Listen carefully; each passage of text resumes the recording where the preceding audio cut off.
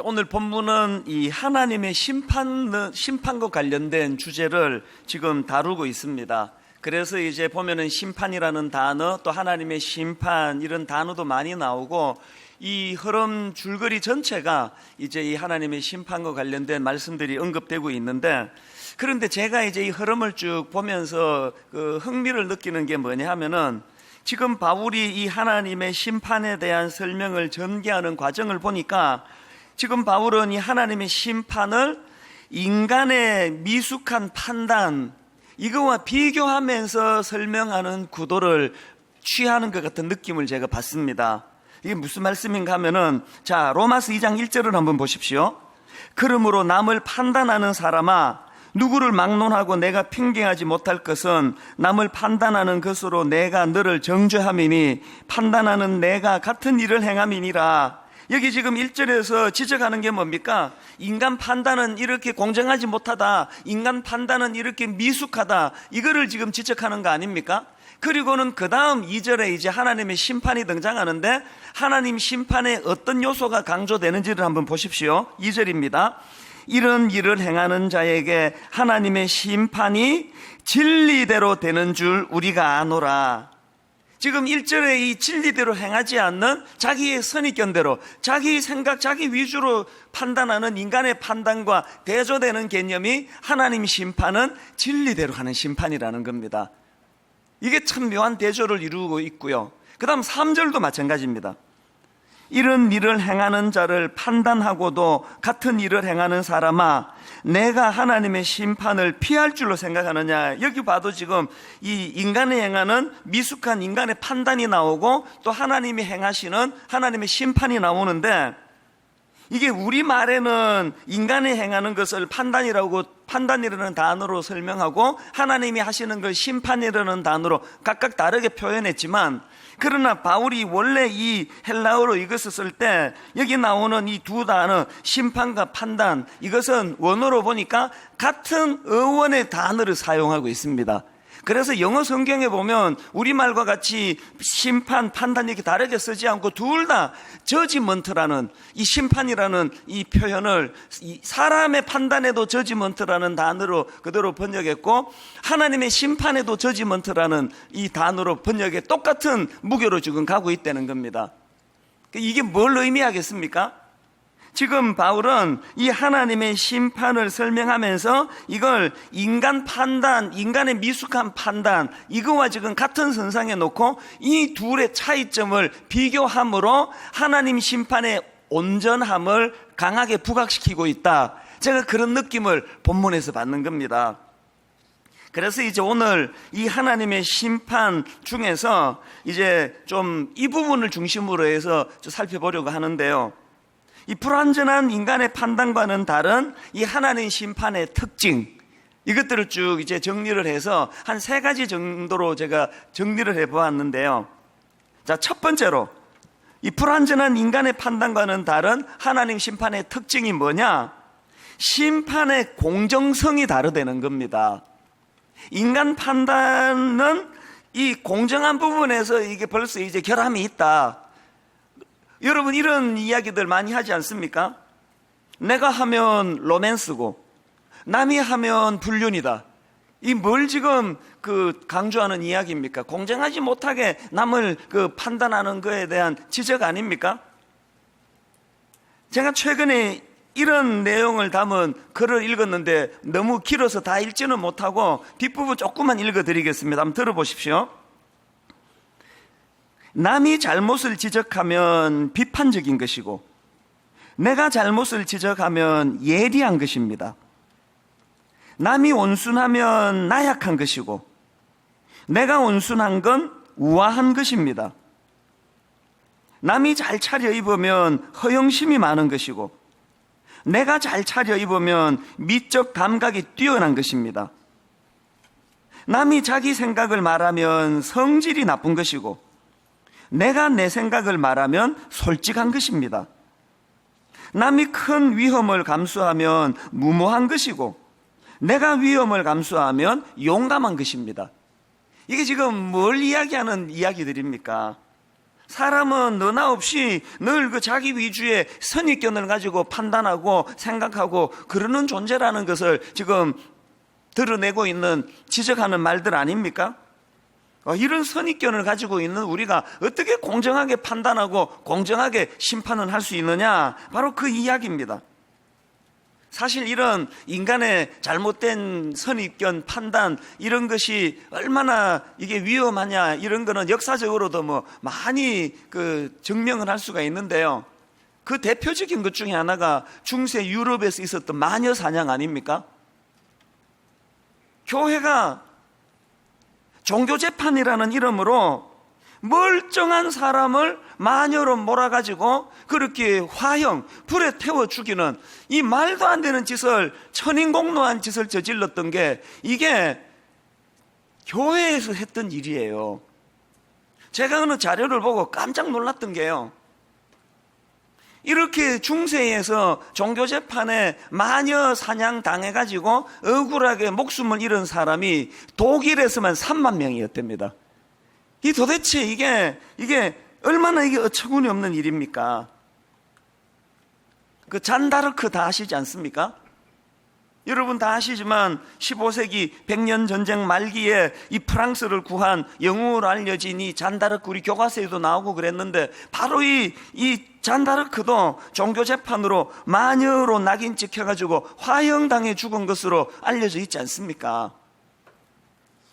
이런 것들이 이 인간이 행하는 판단에 이게 연약함, 결함이에요. 근데 여러분, 이 마녀 사냥, 이런 용어를 지금도 많이 쓰지 않습니까? 여전히 계속되고 있다는 거예요. 최근에 억울한 일로 지금 재판 중에 있는 어떤 성도님을 만났는데, 자기가 그 재판하는 과정을 쭉 겪으면서 마음이 많이 아프더래요. 돈이 많은 사람들은 뭐 대단한 변호사를 쓰면 막 유죄도 무죄가 되고, 뭐 이런 것들을 자기가 느끼고 보고 하면서 정말 이게 힘없고 연약한 사람들이 이 세상에서 얼마나 억울한 일이 많을까, 그런 생각을 자기가 새삼 하게 됐다고, 그런 이야기들을 나누면서 인간이 하는 판단, 이런 거에 참 이게 이 결함이 있는 것이다, 이 공정하게 하기가 어렵다. 바울이 지금 바로 인간의 이 연약한 판단을 부각을 시키면서 상대적으로 하나님의 심판은 그런 게 아니다, 하나님의 심판은 좌로나 우로나 치우치지 않는 공정한 그런 판단으로 행해지는 심판이다, 이걸 본문에서 지금 길게 피력을 하고 있는 겁니다. 자, 로마서 2장 9절 10절을 한번 보십시오. 악을 행하는 각 사람의 영에는 환난과 곤고가 있으리니 먼저는 유대인에게요 그리고 헬라인에게며, 선을 행하는 각 사람에게는 영광과 존귀와 평강이 있으리니 먼저는 유대인에게요 그리고 헬라인에게라. 그리고 그 다음 11절, 이는 하나님께서 외모로 사람을 취하지 아니하심이라. 하나님은 인간과 같이 그렇게 그냥 어떤 그 기준도 없고 원칙도 없고 그게 아니고 아주 공정하게 심판을 하시는 분이다, 이걸 지금 강조하고 있는 거예요. 그리고 또 16절에 보면은 하나님 심판의 또 다른 특징 하나를 발견할 수가 있습니다. 16절을 보십시오. 곧 나의 복음에 이른 바와 같이 하나님이 예수 그리스도로 말미암아 사람들의 은밀한 것을 심판하시는 그날이라. 하나님 심판의 특징이 뭐냐? 은밀한 것까지 판단하고 보시고 하는 심판이라는 거예요. 제가 이 목회를 하지 않습니까? 이 목회는 사람을 다루는 일이에요. 제가 사람들을 섬기고 대하고 사람을 다루면서 뼈저리게 느끼는 게요, 인간이 이게 똑똑한 것 같은데 이게 똑똑하지가 않아요. 인간은 늘 눈에 보이는 것밖에는 판단할 수 없는 정말 미력한 존재예요. 그러니까 뭐 이 속아 넘어가기도, 사기도 그렇게 많이 당하는 거 아닙니까? 그 보이스피싱 같은 그 말도 안 되는 그런 거에 막 넘어가는 분들의 공통된 놀라움이 뭐냐? 그런 얘기 많이 들으셨죠? 보이스피싱 당해가지고 막 몇 천만 원 입금해주고 하는 사람들의 이구동성의 외침이, 이건 순어리석은 사람만 당하는 일이지 내가 속을 줄은 몰랐다는 거예요. 그걸 모르니까 그 사람이 멍청한 거지. 우리 인생이 가지고 있는 연약함이라는 것은 우리는 눈에 보이는 것 말고는 볼 수가 없는 거예요. 그러니까 자꾸 속는 거 아닙니까? 제가 목회를 해보니까요, 사람을 속이는 일은 식은 죽 먹기예요. 그래서 제가 식은 죽을 많이 먹고 있는 건 아닙니다. 하나님을 의식하고 목회를 해서 그렇죠. 사람들은 그저 전혀 그 눈에 보이지 않는 이런 영역은 전혀 보지를 못하는 그런 연약함을 가지고 있는 거예요. 그런데 하나님께서는 여기에 반해서 은밀한 것까지 보시는 심판, 이게 하나님의 심판이라는 거예요. 그래서 저는 하나님의 심판이 두렵습니다. 자, 근데 여러분 여기서 한 가지요. 자, 짚고 넘어가야 될 게 하나 있는데요. 여러분 혹시 여러분의 삶의 종착지가 어딘지 혹시 아십니까? 그 지하철을 타면은 그 정신 안 차리면 목적지보다 반대 방향으로 가는 그 지하철에 올라탈 때가 많습니다. 제가 처음에 미국에 이민 가가지고 미국 지리 전혀 모를 때 그런 일 여러 번 했습니다. 난 분명히 지금 우리 집을 향해 가는 줄로 알고 지하철을 탔는데 정반대 방향으로 거의 한 1시간 가까이를 그렇게 잘못한 적도 있고요. 또 서울에 돌아와가지고 서울 생활할 때 서울 지리를 잘 모르니까 지하철 여러 번 그랬습니다. 그래서 요즘에는 지하철 탈 때 항상 신경 써서 보는 게 이게 지금 종착지가 어디냐. 인생도 마찬가지예요. 우리가 그냥 인생 중간에 좀 헷가닥 해가지고 넘어지기도 하고 자빠지기도 하고 또 엉뚱한 길로 또 가기도 하고 이런 일들이 좀 있다 하더라도, 그러나 우리 인생의 종착지를 정확하게 알고 있다면 과정에 좀 혼란은 있어도 우리 삶에 큰 어려움은 없다고 저는 생각합니다. 자, 그러면 여러분 인생의 종착점은 어디라고 생각하십니까? 바로 이 문제를, 이 질문에 대한 답을 담고 있는 찬양이 하나 있는데요. 예전에 많이 불렀던 찬양 아닙니까? 주님 다시 오실 때까지 나는 이 길을 가리라. 인생은 나그네 길이에요. 어딘가를 가고 있습니다. 좁은 문, 좁은 길, 나의 십자가 지고. 그런데 그 다음 가사에 보니까 우리 인생의 종착지를 분명하게 이렇게 설명합니다. 나의 가는 이 길 끝에서 나는 주님을 보리라. 우리 인생의 종착지는 예수 그리스도세요. 어떤 과정의 삶을 살았고 어떤 길을 걸어갔고 다 사람마다 다른데 모든 하나님의 자녀 그리스도인들이 걸어가는 인생의 마지막 종착지는 예수 그리스도 앞이에요. 그리고 또 이제 이따가 16절 할 때 제가 말씀을 드리겠지만, 예수 그리스도를 직면하는 인생의 종착지 그 시점에서 심판주 되시는 예수 그리스도의 심판을 받게 된다는 거예요. 이게 우리가 알고 있는 우리 인생의 마지막이에요. 자, 그러면 우리 인생의 끝을 이렇게 알고 있다면 우리 어떻게 살아야 되는 겁니까? 그분은 공평하게 심판하시는 분이다. 그분은 은밀한 것까지 보시는 분이다. 그 하나님 앞에 내 인생의 마지막에 그분을 대면하고 직면하여 심판을 받게 된다. 그러면 우리가 뭘 어떻게 살아야 되는 겁니까? 사람만 의식하고 목회하면은요, 이상하게 변합니다. 계속 사람만 의식해 보세요. 이 분당 아줌마들이 얼마나 까다로운지, 어떻게 하면 저 까다로운 아줌마들 구미에 잘 맞출 수 있을까, 그것만 계속 연구하고, 또 분당의 이 남자들이 또 이 보통 깐깐한 사람들이 아닌데 이 사람들에게 이게 입맛에 맞는 설교를 하면 어떻게 해야 되고, 이것만 계속 연구하다가 보면은요, 진짜 목회가 이상하게 되는 거예요. 그래서 제가 하나님 앞에서 자꾸 되뇌이고 또 하나님 앞으로 나가고자 하는 그 애씀이 뭐겠습니까? 저는 그게 갈라디아 6장 7절인데요. 스스로 속이지 말라. 하나님은 만홀히 여김을 받지 아니하시나니 사람이 무엇으로 심든지 그대로 거두리라. 내 인생의 종착지가 예수 그리스도를 만나는 것이고, 거기서 제가 주님 앞에 심판을 겪게 된다고 할 때 그분 앞에 이 기준대로 내가 어떻게 살아야 될 건가. 저는 여러분들이 이 원칙을 선명하게 알게 되시기를 바랍니다. 그런가 하면 두 번째로요, 불완전한 인간 판단과는 다른 하나님 심판의 두 번째 특징이 뭐냐? 심판의 목적이 다르다는 것입니다. 로마서 2장에서 묘사되는 인간이 하는 판단은 특징이 뭡니까? 자기를 미화하고 높이기 위하여 상대방을 깎아내리는 것, 상대방을 무시하는 것, 상대방을 부끄러운 자리, 공개적으로 창피한 자리로 몰고 가는 것, 이게 인간이 하는 판단의 특징이라면 하나님 판단의 심판의 특징은 그렇지 않습니다. 하나님 심판의 근본적인 목적은 우리를 구원하시고 우리를 일으켜 세워주시고자 하는 그 사랑이 그 목적이라는 거예요. 만약에 하나님 심판의 목적이 우리를 멸하고 죽이고 우리를 파괴시키고 그러려는 목적이라면 뭐하러 길이 참으십니까? 바로 그 자리에서 그냥 처단해 버리면 되는 거 아닙니까? 만약에 하나님의 심판이 이런 식으로 우리를 망하게 하고 멸하게 하는 것이라면요, 저 이 자리에 없어요. 23살 때 시카고에서 하나님께 막 삿대질을 하고 내가 당신에게 님자를 안 붙인다 막 이따위 소리를 하고 소리만 안 개는 거예요. 실제로 그렇게 했어요. 막 소리 막 지르면서 두 자로 그렇게 하나님 앞에 제가 해서는 안 되는 이런 아주 그 천인공노한 짓을 저질렀을 때 하나님의 심판이 그런 걸 벌 주고 멸하는 데 목적이 있었다면 전 벌써 망하고 여기 없습니다.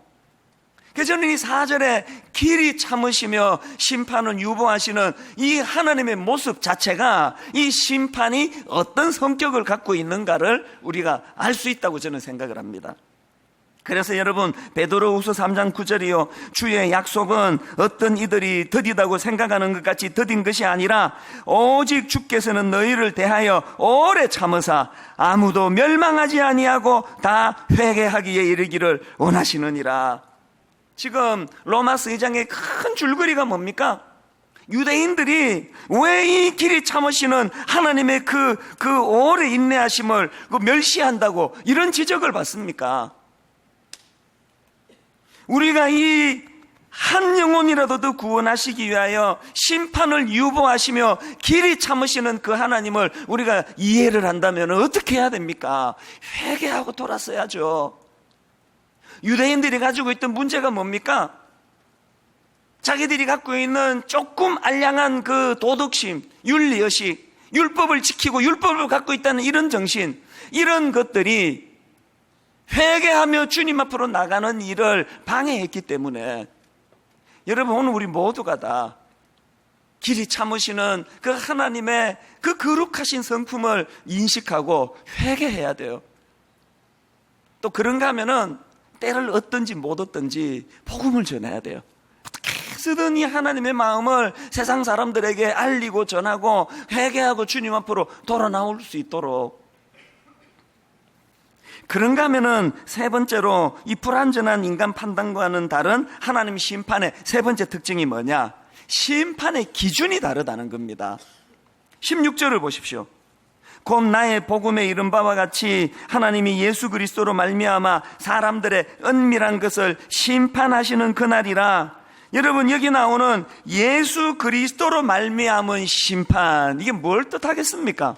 예수 그리스도로 말미암은 심판이 뭐라고 생각하세요?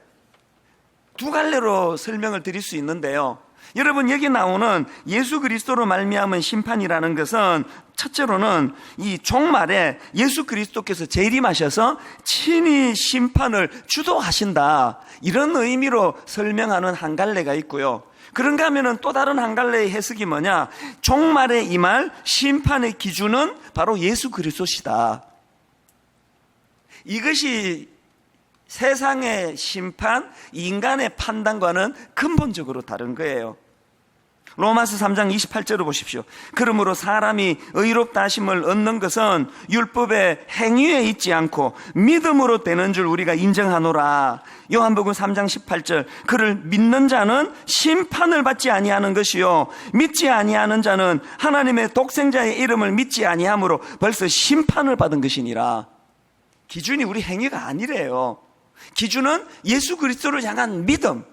자, 그러면 이런 질문이 가능하지 않습니까? 아니, 하나님은 무슨 그런 기준을 갖고 있느냐? 왜 하나님은 자기의 거룩하고 선한 행위가 아니라 예수 그리스도를 믿는 믿음, 이것이 심판의 기준이 되느냐? 이거를 설명하려면요, 선악과로 거슬러 올라가야 됩니다.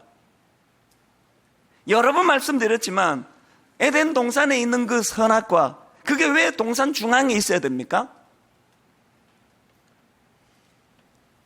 아담과 하와가 동산 중앙에 있는 그 선악과를 날마다 바라보면서 하나님의 하나님 되심, 피조물 된 자기 자신의 자리매김, 내 이 모든 걸 내가 다 누리고 취할 수 있는 권한을 내가 갖고 있지만 이것은 내가 만든 것이 아니다. 내가 주인이 아니다. 주인은 따로 계시다. 하나님은 내가 의지해야 될 창조주 되시다. 늘 이것을 인식하고 살아가도록 만든 도구가 그게 선악과다. 저는 이것을 그렇게 해석합니다. 그런데 아담과 하와가 그것을 따먹어 버렸습니다. 이건요, 하나님이 아끼는 과일 따먹었다가 들켜서 두들겨 맞은 그런 이야기가 아니에요. 하나님과의 관계를 파기시키는 거예요. 당신 필요 없다고. 내가 내 인생의 주인이라고. 내가 내 인생을 영위해 나갈 수 있는 주인이기 때문에 이제 더 이상 선악과 같은 건 필요 없다고. 그러면 예수 그리스도의 십자가의 의미가 뭐냐? 뭐 여러 갈래로 설명할 수 있지만 저는 그 중에 한 갈래로요, 예수 그리스도의 십자가는 인간이 무너뜨렸던, 파괴시켰던 하나님과의 관계, 인간이 무너뜨렸던 이 선악과를 다시 회복시키고 복구시키는 도구, 이게 저는 십자가라고 그렇게 설명을 하기를 원합니다. 십자가는 깨어진 하나님과의 관계 회복이에요. 십자가는 하나님 없이도 나는 잘 살 수 있다고, 나는 내가 도덕심이, 윤리의식이 강하기 때문에 하나님 없이도 나는 내 인생 영위할 수 있다, 난 심판 안 받는다, 이런 생각을 하던 인생이 그 교만한 생각을 내려놓고 하나님을 의지하는 인생으로, 하나님을 바라보는 인생으로 바뀌어지는 도구, 그게 십자가예요. 유대인들이 실패한 게 바로 그거 아닙니까? 그래서 여러분, 저는요, 에베소서 5장 21절을 보니까 그리스도를 경외함으로 서로 피차 복종하라. 그 이후에 전개되는 내용을 쭉 보니까요, 바로 이 그리스도를 경외함으로, 바로 이 큰 기준을 세우고 나서 그리스도를 경외함으로 해서 이루어지는, 그 다음에 보니까 가정 안에서 부부 관계, 그 다음에 부모와 자녀 관계, 그 다음에 직장에서의 여러 대인 관계, 이런 것들이 세워져 나가는 것을 볼 수가 있습니다. 그래서 우리가 하나님 앞에 심판의 기준이 왜 예수 그리스도가 되시느냐, 이 주님의 십자가로 말미암아 깨어진 하나님과의 관계가 회복이 되었고, 더 중요한 것, 이제는 내 삶의 인생의 중심이 세워졌기 때문에 그 하나님을 절대적으로 의지하는 마음의 태도, 이게 하나님 앞에서 선이라는 거예요.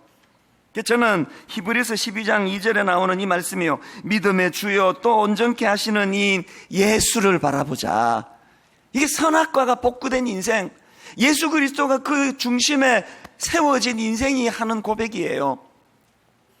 TV 동물농장에서 재밌을 줄 알고 봤는데, 내 그걸 보다가 갑자기 막 울컥울컥 눈물이 나가지고요, 제가 가만히 보니까 이게 남자가 나이가 든다는 것은 없던 눈물이 생기는 게 이 남자고요, 여자가 나이를 든다는 거는 있던 눈물이 메말라가는 게 이게 여자 같아요.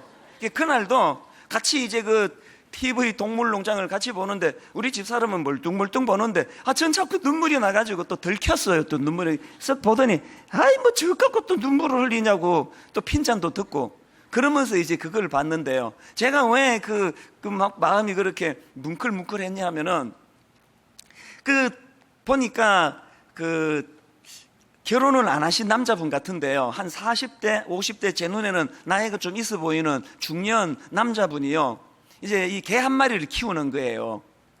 이 폐지를 주어서 생활하는 기초 수급자, 참 경제적으로 어려운 분이에요. 근데 참 가슴 아픈 건요, 어머니 모시고 살던 이 아들이 최근에 어머니가 치매 또 이런저런 것 때문에 이제 어머니가 이제 돌아가신 거예요. 그래서 이제 그 개 한 마리를 키우면서 이 남자분이 살아가는데 불행히 엄습한 거예요. 집이 불이 났습니다. 이 판자 같은 이런 집이다 보니까요, 불이 붙었는데 집이 그냥 폭삭 내려앉았습니다. 그래서 그 주인 되는 이 남자분은 이제 2도 화상을 입고요, 응급실로 실려갔고, 소방수가 불을 끌려고 이렇게 하다가 보니까 개 한 마리가 거기에 체인에 이렇게 줄이 묶여서 있는 거예요. 이미 다리 한쪽은 심한 화상을 입었고요. 몸 군데군데 이 개가 이제 화상을 입고 막 이제 두려워하고 있는 거를 보고 소방서가 이걸 풀어줬더니 막 그냥 도망을 간 거예요. 그랬는데 이제 이 개가 불을 다 끄고 난 다음에요, 길거리를 배회하는 거예요. 이 주인을 찾느라. 그래서 이제 이렇게 웅크리고 있다가 그 자기 주인 또래쯤 돼 보이는 남자가 이렇게 지나가면 귀를 쫑긋 세우고 쳐다봐요. 혹시 자기 주인이 아닌가. 온 거리를 그냥 하루 종일 헤매고 다니더라고요. 그리고 또 틈틈이 다시 이제 그 불로 탁 무너진 집에 들어와서 냄새를 맡고 다니고 또 나가서 헤매고 돌아와서 또 집을 냄새를 맡고 다니고 그러는데요. 여러분, 개가 진짜 울더라고요. 저는 개 짖는 소리는 들어봤는데요, 개가 진짜 우는 건데 처음 봤습니다. 이게 늑대 소리 비슷하게 진짜 울더라고요. 이건 진짜 늑대 소리인데, 이런 소리 말고 이 비슷한 이런 우는 너무너무 슬픈 소리가 이렇게 울려지더라고요. 그래서 이제 누가 이거를 이제 그 방송국에 제보를 했나 봅니다. 이거를 다 이제 취재를 하고요. 그리고는 이 이제 개를 그 동물병원에다가 잘 이제 인도를 했는데요. 보니까 이제 막 온 다리는 화상을 입고 소독하고 치료하고 다 이제 그렇게 또 항생제 주사도 맞고 정리를 다 했는데, 그리고는 이제 그 병원에서 개 밥을 이렇게 주는데요, 한 보름 정도 밥을 못 먹었습니다. 그러면 막 허겁지겁 먹을 것 같은데요, 마음에 병이 든 거예요. 밥을 외면해 버리더라고요. 그리고 웅크리고 앉아서 고개를 돌리고 있는데 그 동물병원의 의사분이 설명하기를 이렇게 설명을 하더라고요.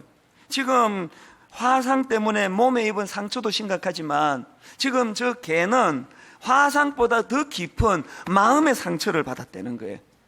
이 지금 어떤 일이 일어났는지 주인은 없어지고 낯선 데 와가지고 마음이 그렇게 좌절해서 그렇게 이제 무너져 있다는 겁니다. 그래서 어떤 조치를 취했느냐 하니까요, 주인은 지금 2도 화상을 입고 외부 출입이 안 되는, 허락이 안 되는 상황이에요. 그래서 그 개한테 뭘 갖다 줬느냐, 주인의 채취를 막게 하려고요, 주인이 쓰는 지갑하고 모자를 가져다 줬어요. 그렇게 그 개 앞에다가 내려놓으니까 움직이는 거. 냄새를 맡더라고요. 그리고 또 한 가지 했습니다. 노트북에다가 이 주인이 녹화를 했어요. 음성을 실어가지고 이렇게, 그 개 이름이 또리인데요, 또리야 밥 먹어야지, 또리야 밥 먹고 저기 산책 가자, 또리야 이리 와. 우리 생각에 뭐 그거 듣고 뭐 걔가 뭐 마음이 뭐 치료가 되겠나 그런 생각을 하는데 제가 깜짝 놀랐습니다. 주인의 그 짧은 음성이 들려지면서 또리야 밥 먹어야지, 또리야 밥 먹고 저기 산책 가자, 이분이 평소에 그런 말을 많이 했나 봐요. 그 주인의 소리가 들려지자마자 시리에 빠져있던 이 개가요, 밥을 먹기 시작하는 거예요. 한 그릇을 뚝딱 다 먹었어요. 그걸 보는데 그렇게 지금 눈물이 나더라고요. 그리고 집사람한테 핀잔 들으면서 이제 그거를 다 보고 이제 그 끄면서 이제 야, 우리도 이제 개 한 마리 키우자 뭐 이런 이야기 하면서 월요일 오후를 보낸 거예요. 그렇게 하고 다 끝났습니다. 다 이제 지나갔어요.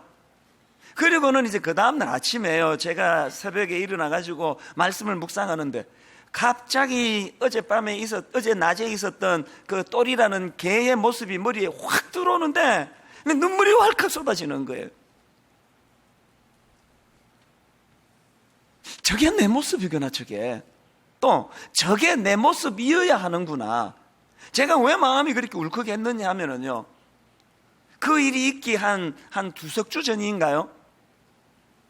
교회에 이런저런 문제가 있고 뭐 이런, 그날따라 좀 뭐가 복잡했습니다. 그래서 제가 이제 한 이틀 정도 마음이 이렇게 좀 무너진 적이 있어요. 마음이 너무 힘들었거든요.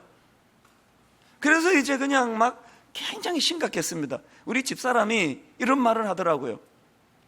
당신이 결혼하고 나서 교회 문제를 가지고 이렇게 어두운 표정을 하고 마음이 이렇게 복잡한 걸 집에서 보여준 게 처음이라 그러더라고요.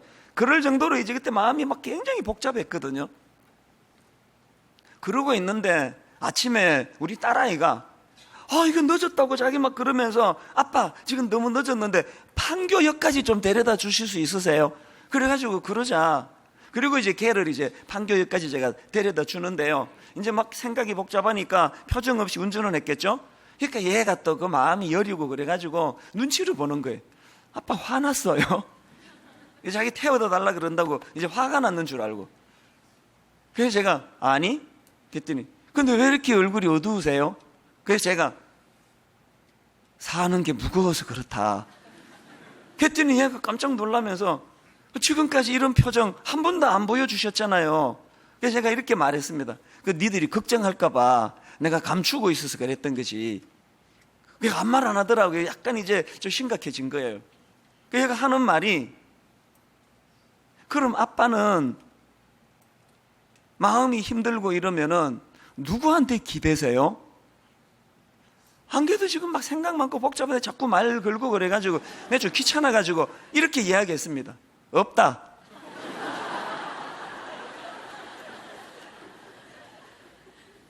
더 이상 얘가 한 말 안 하더라고요. 근데 여러분, 이 말의 권세라는 게 얼마나 무서운가 하면은요, 저는 평소에 자기 연민에 빠지는 걸 제일 싫어하거든요. 그래서 그런 감정 거의 지금까지 느끼지 않고 살아왔는데 이 말의 권세가요, 우리 딸이 그럼 아빠는 힘들 때 누구에게 기대세요? 그 말할 때 없다라는 말을 내가 내뱉는 순간 그게 다시 내 귀로 타고 들어오는데요, 그게 얼마나 강력한 권세인지 그날 오전 내내 제가 자기 연민에 빠졌습니다. 나는 뭔가 집에 가면 내 식구가 나한테 기대고 의지하고, 교회 가면 수많은 사람들이 상담하고 만나고 만나달라 매일 해달라, 우리 부목사님들만 해도요 얼마나 많습니까? 저 사람들이 막 그냥 이렇게 하다가 저렇게 하다가 자기들이 어려운 일이 생기면 나한테 막 기대는 거 아닙니까? 뭐 찾아와가지고 목사님 지금 목회하다가 너무 지쳤습니다, 힘듭니다, 뭐 영화 보여주세요, 뭐 밥 사주세요. 어떤 사람은요 용돈 주세요 그런 사람도 있어요. 이거 진짜 최근에 내가 용돈을 준 적도 있습니다. 그날 제가 이렇게 자기 연민에 빠지니까요, 이 젊은 목사들은 문제 생기면 힘들면 지치면 나한테 와가지고 기대고 의지할 수 있는데 나는 문제가 생기면 난 누구에게 기대야 되는 거냐고. 갑자기 자기 연민에 빠져가지고 마음이 한나절 내가 힘들었던 적이 있는데요, 여러분 그 똘이라는 강아지 주인은요 화상 입어서 병원에서 주인이 외출을 금지했기 때문에 못 나가는 거지만 우리 주인 되시는 주님은 한 영혼이라도 더 구하시기 위해서 기다리고 계시는 그거 아닙니까? 이 땅을 살아가는 가운데 미물도 주인이 직접 찾아가 머리 쓰다듬어 준 거 아니에요. 노트북으로 또리야 밥 먹어야지, 또리야 밥 먹고 힘내야지, 그 한마디에 회복을 하는 그 모습을 보면서 우리가 과연 예수 그리스도 중심의 삶을 산다는 게 이거 아닙니까? 내 인생의 종착지가 예수 그리스도시라면, 그분 앞에 내가 내 삶을 드러내는 날이 온다고 한다면, 그거를 믿는 믿음이 내게 있다면 또리야 밥 먹어야지, 또리야 밥 먹고 산책 가자. 우리 주님께서 성경을 우리에게 주셨어요. 이 말씀을 통하여 우리에게 시마다 때마다 그 위로의 말씀을 주시는 거 아닙니까? 지금 로마서 2장에 유대인들에 대한 경고의 말씀으로 피력되고 있는 거예요. 또리에게 그 주인이 필요 없는 것처럼 우리에게 예수님이 필요 없고, 나는 내 힘으로 내 인생을 영위할 수 있다, 나는 1장에 나오는 그 포악한 인간들과 다른 종류다, 나는 심판을 피할 수 있다, 나는 내 힘으로 살아갈 수 있다, 선악과 없어도, 하나님 없어도, 예수 그리스도의 십자가 없어도 나는 내 인생을 잘 산다, 잘 살 수 있다. 바로 이거에 대한 책망이 로마서 2장이에요 여러분 혹시 이런 삶을 살고 있는 거 아닙니까? 여러분 인생의 종착점이 예수 그리스도시다는 걸 알고 계세요? 그리고 그 그리스도께서 그 주인이 노트북으로 그 개에게 음성을 들려주기를 원하듯이 주인 되시는 주님이 주신 성경을 통하여 종의 설교를 통하여 여러분을 위로해 주기를 원한다는 거 알고 계세요? 오늘 저는 말씀을 이렇게 마무리하기를 원합니다. 조금 전에 읽어드렸던 히브리서 12장 2절이요. 믿음의 주요 또 온전케 하시는 이인 예수를 바라보자. 로마서 2장의 유대인들이 자기들이 가진 의, 자기들이 가진 율법, 자기들이 가지고 있는 공로의식 이런 것들 때문에 예수 바라보는 일에 실패해서 지금 추궁을 당하고 있다면 오늘 저와 여러분은 저같이 이렇게 마음이 무너지기도 하고 기댈 데 없어가지고 딸한테 없다 이런 말을 할 수밖에 없는 삶을 산다 할지라도 저에게는 예수님이 계세요. 여러분 그분 의지하고 그분 손 붙잡고 그분이 들려주시는 음성을 귀를 기울이며 나그네 인생길 걸어가다가 우리 인생의 종점에 다시 오실 주님을 만나는 그 기쁨, 이 꿈을 가지고 살아가는 복된 저와 여러분 되시기를 주님 이름으로 축원합니다. 우리 주 예수 그리스도의 은혜와 하나님 아버지의 다함없는 사랑과 성령님의 감동, 감화, 위로, 교통, 충만하심의 역사가 오늘 주신 말씀 힘이 되고 능력이 되어 우리 인생의 종착점에 만날 주님 기대하고 사모하며 주님 앞에 나아갈 그날을 부끄럽지 않게 보내기 위하여 주님 충성하며 그렇게 살아가기로 다짐하는 모든 주의 자녀들 머리 위에 지금부터 영원토록 함께 하시기를 간절히 축원하옵나이다. 아멘.